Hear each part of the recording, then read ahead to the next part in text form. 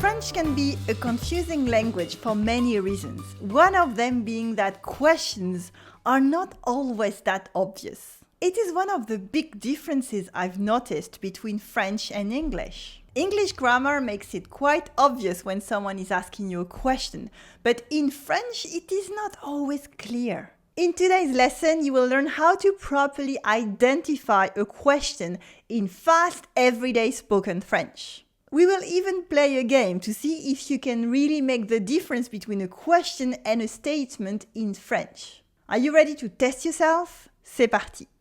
Here is an affirmation. Il a faim. He is hungry. Il a faim. Il a faim. You can turn it into a yes-no question. In correct French, we use l'inversion. L'inversion. Switching the places of the subject and the verb, just as in English. So we have a-t-il faim? A-t-il faim? Is he hungry? Of course, because French likes to be complicated, we have a middle T in a-t-il faim. It is only there because we don't like to pronounce two vowels in a row. We're not going to say a-il faim. That would be weird. We say a-t-il faim. A-t-il faim. It makes the pronunciation easier, that's all. You can also use est-ce que before the affirmation. It means literally, is it that? But it simply signals a yes-no question. We have, est-ce qu'il a faim? Est-ce qu'il a faim? Is it that he's hungry? Or better, is he hungry? But both versions are a bit too formal for everyday conversation. There is an easier way to turn an affirmation into a question in French. You only need to add an inflection at the end of your sentence. So in real everyday spoken French, we would much rather ask il a faim? Il a faim? Is he hungry? Or at the second person, tu as faim? Tu as faim? Or even better yet, t'as faim? T'as faim?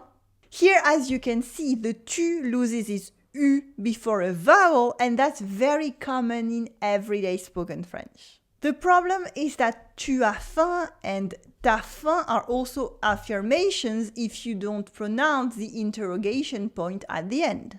So you do have to listen at the inflection at the end of the sentence to find out if it is a question or an affirmation. But it can be subtle because the voice only goes slightly up. T'as faim? You're hungry, affirmation. T'as faim? Are you hungry? Question. Or elle est partie? Is she gone? Did she leave? That's a question. Or elle est partie? She's gone. She left. We also have elle n'est pas là?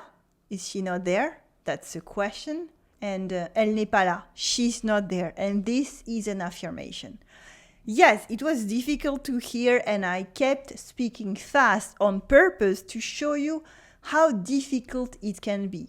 But you can practice and most of it depends on the context of your conversation, of course. They're not just questions out of the blue. Now, are these next sentences questions or affirmations? Est-ce que vous êtes là?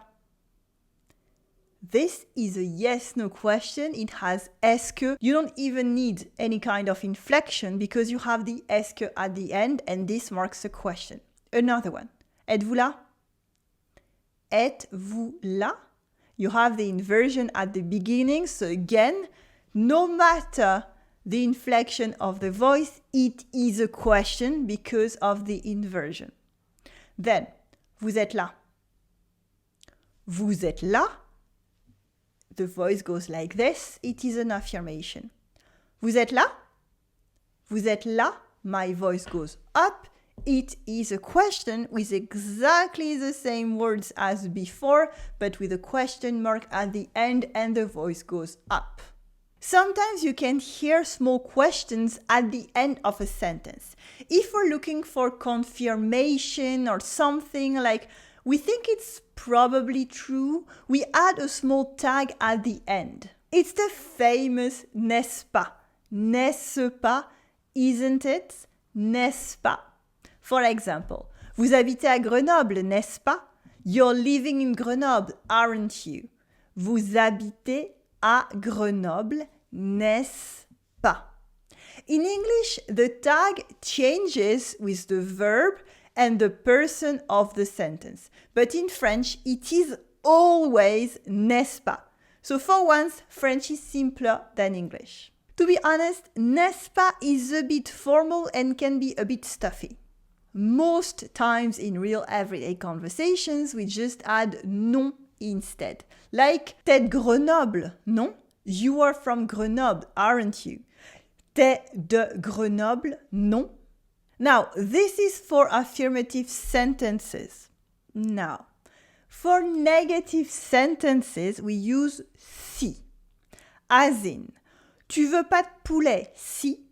You don't want chicken, do you? Tu veux pas de poulet, si. Tu veux pas de poulet, si. Then you can answer, non, j'en veux pas. No, I don't want chicken. Non, j'en veux pas. Non, j'en veux pas. Or, j'en veux pas, non. J'en veux pas, non. I don't want chicken, no. Here, we added the non at the end, but it is not a question. It's only an extra negation to an already negative answer. Or if you want chicken, then you can answer positively and say, si, j'en veux. Yes, I do want some. Si, j'en veux. Here, as you can notice, for yes, we use si instead of oui after a negative question.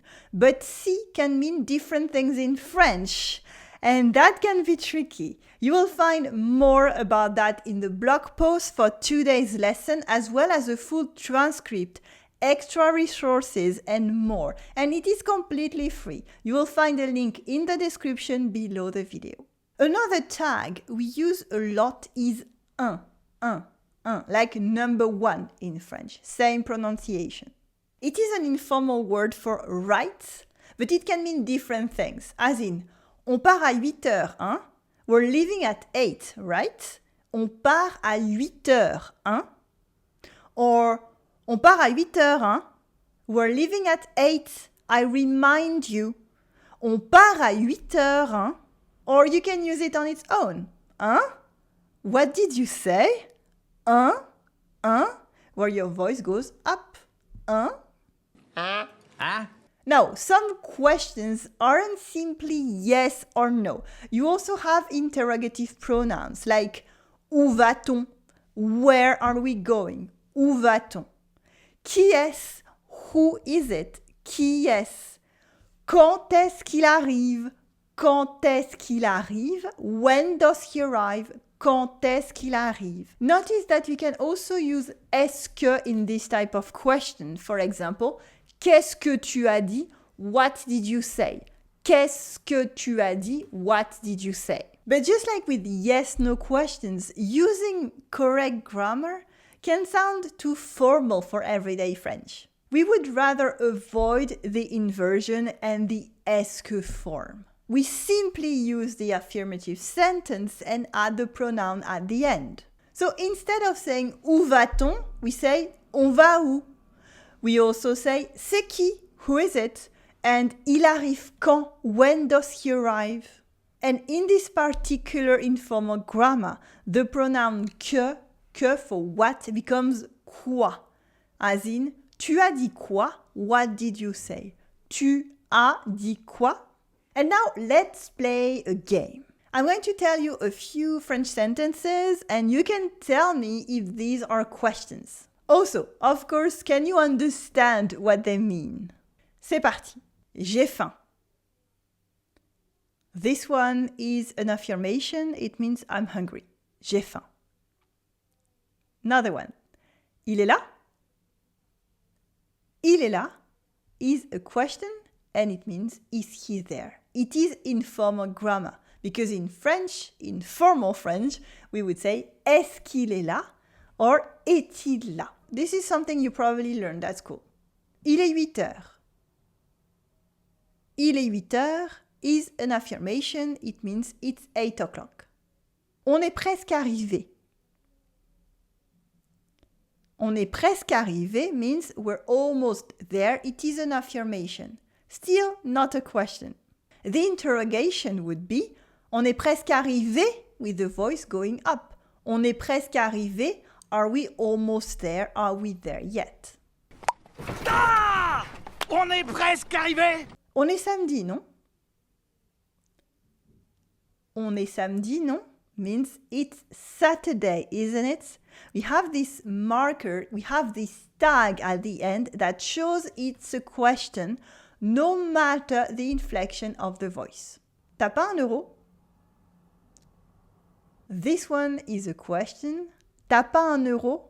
It means, do you have €1? Or more literally, don't you have €1? A question. Then, je crois pas, non. Je crois pas, non. This one is an affirmation. I don't think so, no. In correct French, it should be je ne crois pas, non. But we cut the ne in informal grammar. And this one is different from the one before with the non at the end, because this non only reinforces the negation. It is not a question. C'est combien la carte postale? This one is a question.